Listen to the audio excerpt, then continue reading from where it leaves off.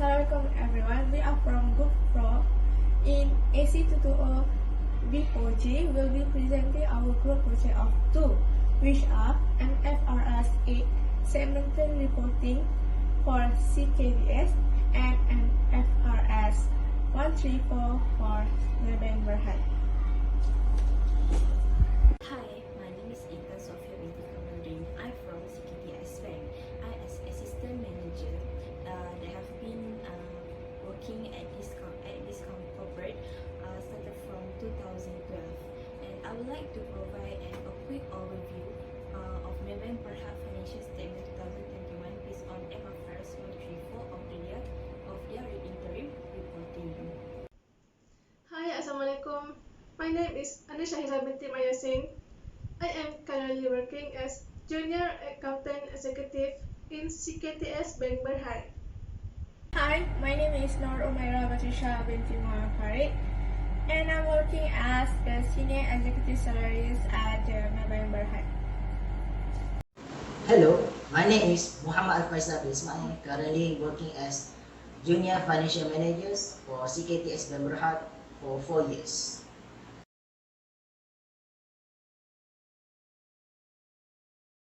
Now let's take a look at the company background of Ckts Bank Berhad. Ckts Bank Berhad is an corporate banking, global market and investment banking. The company incorporated in 1969 and listed in 1972.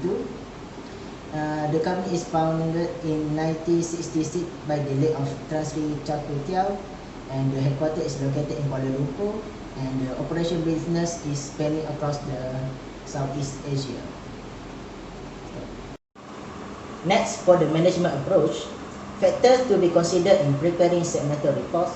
First of all, we must know the nature of product or services provided by the company. The first one is asset management, investment banking, community financial services, insurance and takaful, and corporate banking and global market. The second one is the presence of managers who are in charge of the activities. Managers in charge of the segment overall strategies, growth and profitability. Managers might also act as a go-between for the chief operative and decision makers. The last one is information presented to the board of directors. The primary operational decision maker may consult the board of directors reports, and which provide essential information on the entity performance and growth. For example, financial statement give to the board of directors, which is all the information they need to make informed decision about whether a segment or department should be kept or abolished. Type of segment for Ckts Bank Berhad. Ckts Bank Berhad have 5 segments of the business.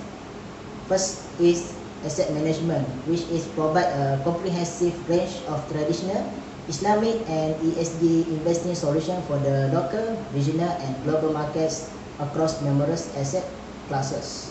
Second one is investment banking, which is underwriting new debt and equity securities for all types of firms existing in the set of securities and existing institution and individual investor with manager and acquisition, reorganization and brokers transaction are all the example of activities. The third one is community financial services, which offer a comprehensive range of products and services to individuals, small and medium-sized businesses and mid-sized corporations, such as retail banking services such as wealth management, short-term credit and long-term loans. The fourth one is insurance and takaful. Ckts Bank Berhad offer with the most appropriate solution for protecting what is most important to the client. The last one is corporate banking and global market. Our corporate clients benefit from a comprehensive portfolio of holistic solution based on our local market expertise and regional competencies. Geographical segment. Ckts Bank Berhad provide full array of conventional and Sharia compliance, commercial banking, investment banking and insurance product and services in Southeast Asia, with Malaysia, Singapore and Thailand contributing the highest operational income. Chief of Decision Making and its responsibility. Ckts Bank Berhad is led by Mr. Saidot bin Muntaha as the President and Chief Executive Officer. He also responsible for overall business growth initiative as well as ensuring that long-term value is delivered to shareholders, customers, employees and other stakeholders.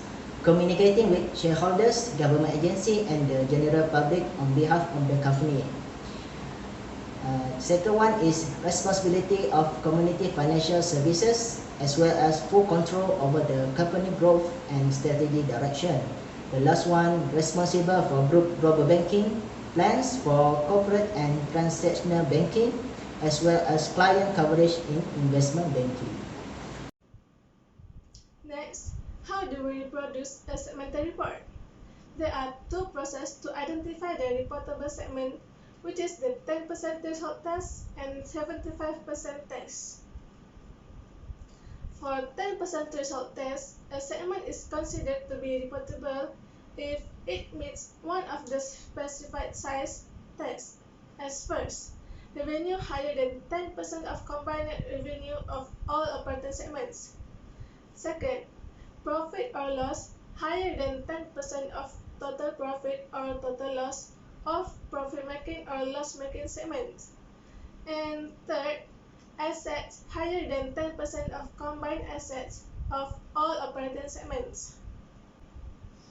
For 75% test, combined external revenue of identified operating segments must be higher than 75% of total external revenue of entity. In the case when it is not able to achieve at least 75%, the firm should identify more reportable operating segments even if the segment fails the 10% threshold test. This table besides shows the 10% threshold test that is based on revenue basis. As you can see, there are 3 reportable segments and 3 non-reportable segments. For reportable segments, we have first, commodity financial service, second, corporate banking and global market, and third, asset management, with the number of percentage that shown in the table is 45.88%, 28.48%, and 15.84%, respectively according to the group.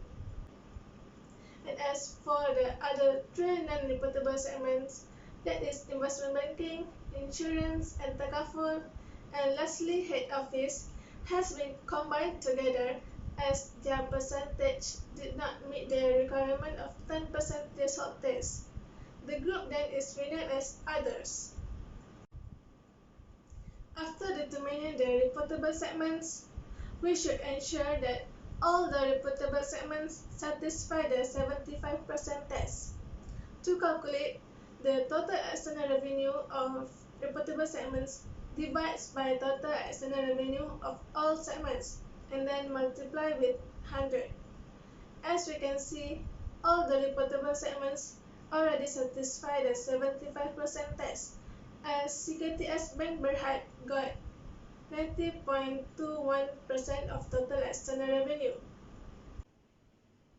However, in order to have at least 4 reportable segments and 1 non-reportable segment in Ckts Bank Berhad, some adjustment has been made. As shown in the table, there is new reportable segment that is shareholders' units and also has satisfied the 10% threshold test, as that segment got 12.69% of total external revenue, which is higher than 10%. For new segmental report, Ckts Bank Berhad is consists of 4 reportable segments and 3 non-reportable segments. For the non-reportable segments, if Ckts Bank Berhad thinks that it is significant for them to show the information about the non-reportable segments, they can do so by adding them to the 75% test. Since Ckts Bank Berhad has passed with 90.21%, there's no problem for them to add the non-reportable segments to be reportable segments.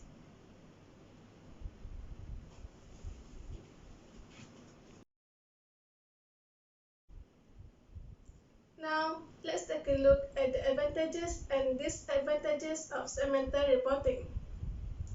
The advantages of segmental reporting is first, allocation of resources. Segment information, if disclosed to parties outside the enterprise, will play an important role in improving the allocation of scarce resources in an economy. Second is investment and credit decisions. It is argued that segment information enables the financial statement users to better analyze the uncertainties surrounding the timing and amount of expected cash flow, and therefore the risk related to an investment or a loan to an enterprise that operates in different industries and markets. Third is equilibrium in share price. The segment disclosures will tend to adjust the price of company shares according to information released.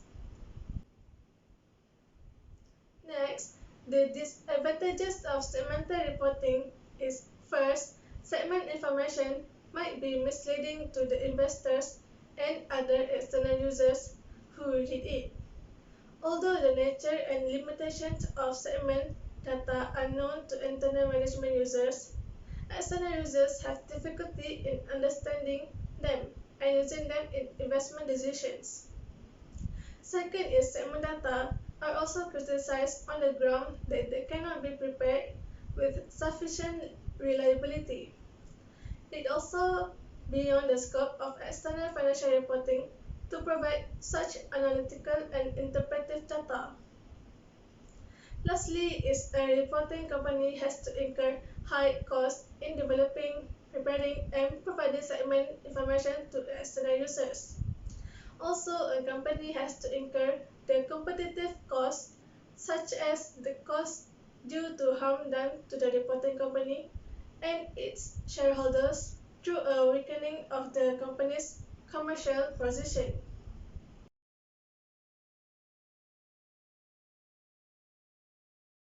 Next, I will be explain about the basis of preparation of this interim report. Firstly, the financial statement of the bank and its subsidiaries, bank group or group and of the bank, have been prepared in accordance with Malaysian Financial Reporting Standard (MFRS), International Financial Reporting Standard (IFRS), and the requirement of Company Act 2016 in Malaysia. Secondly, the interim report have been prepared in historical cost basis, except for the financial assets and liabilities that are stated in fair value. For the accounting policies, there are a lot of accounting policies that has been used in preparing this interim report. But for now, I will explain these two of it. For the first accounting policies that has been used in preparing this interim report is FAR570, which is intangible asset. The table shows that the summary of accounting policies that apply to the members' intangible asset. Intangible assets measured initially at its cost and subsequently at its cost less any accumulated depreciation and less any accumulated amortization. Intangible asset with indefinite useful life will not be amortized, but it will be tested on the impairment losses. However, intangible asset with infinite useful life will be amortized using its useful life and tested when there is an indication of impairment. For the second accounting policies is MFRS 116, which is property, plant and equipment. Property, plant and equipment will be measured initially at its cost and subsequently at its cost less any accumulated depreciation and less any accumulated impairment losses. Property, plant and equipment will be depreciated at the straight line basis over its useful life at the annual rates shown in the table except for the frequent length because it has unlimited useful life. I would like to present about the type of internal reporting that is being prepared by the Maybank Berhad. There are 5 types of internal report that is prepared by Maybank Berhad, and some part of it has been audited and there's part of it that has not been audited. For the first part, that is consists of condensed financial statement, income statement that provide an audited financial statement. Next, there is a condensed statement of comprehensive income that has not been audited yet, and there is another financial statement that has been prepared, especially condensed audited statement of financial position and audited consolidated statement of changes in equity, and for the last is condensed financial statement of cash flow. Why most of the corporate using condensed financial statement, especially in the basis of preparing interim report? It would like to provide an overview of their financial and business performance over the year, over a quarter, so they can see what financial and business performance that they will need to be improved. Moving on, we can see a basis period in preparing the interim report.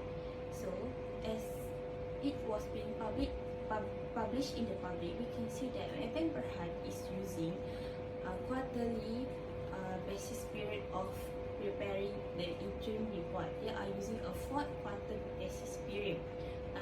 For the first quarter, they are using from 1 January until 31st March.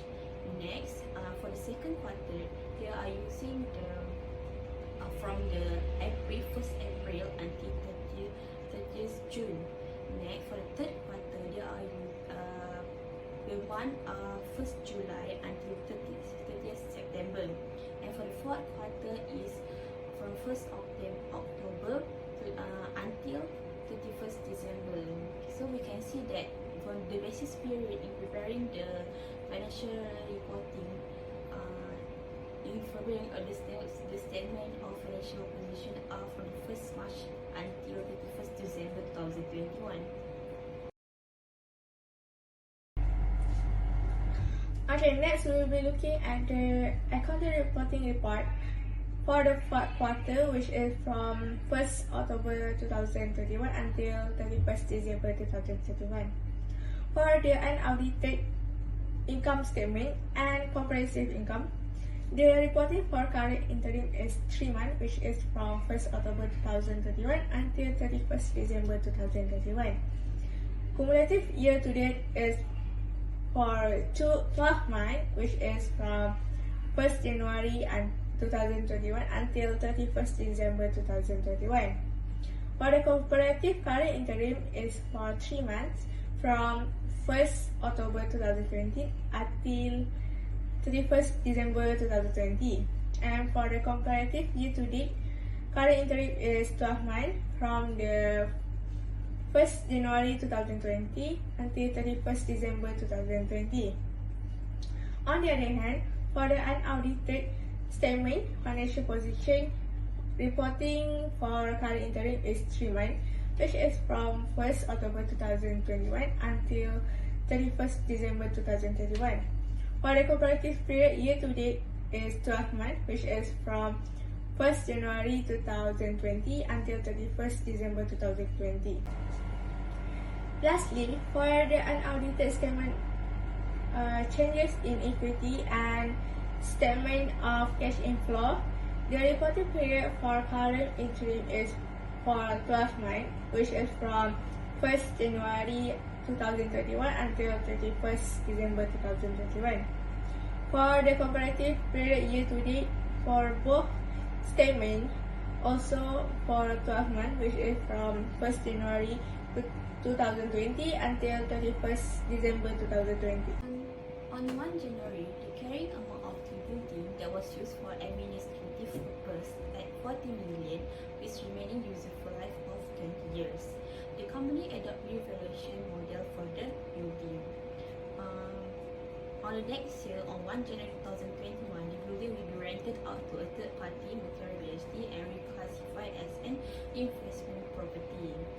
And they are adopted a fair value model for its consequent measurement for the investment property. The fair value of the property on 1 January 2021 is RM 80 million, and on 31st December 2021 there are RM 80,500,000, and we can see there is a transfer from the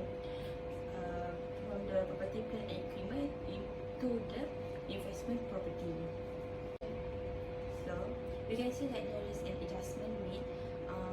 Before the adjustment, we can see that the cost of the building costing amount for 140 million, and after deduct with the accumulated publication, it will be kept at a carrying value of 13,300,000. And we can compare with the carrying value and with the fair value of the PPE, or with the 80 million, and we can get the surplus of the building amounting 4.7 million.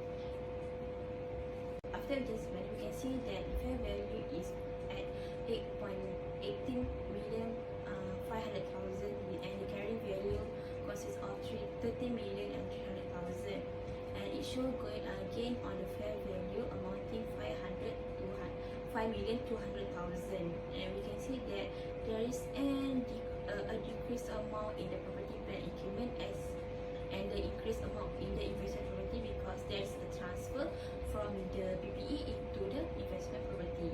For the second adjustment, I would like, and I am from the Ckts Bank, I would like, with the knowledge that I have, I would like to suggest to the Maybank perhaps, in case they need to improve the amount of borrowing, they can issue their ordinary share to the public, amounting 10 million at RM 2.5 ringgit per unit. So we can see that if we can calculate from it, they will gain 25 million from the issuance of share to the public. As we can see from the condensed audited statement of financial position, we can see that there are share capital at 53,156,473 million, and if they agree with the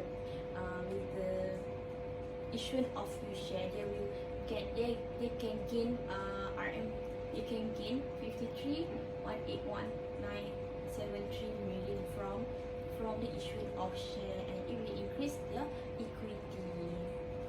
See from the before and after adjustment, it will show a increase of share capital as we compare from the before adjustment and after adjustment, whereas before adjustment it contribute to the 53,156,473 million, and after the adjustment, if they are agreed on the issuance of share, it will contribute the amount in the equity is 53,181,973 million.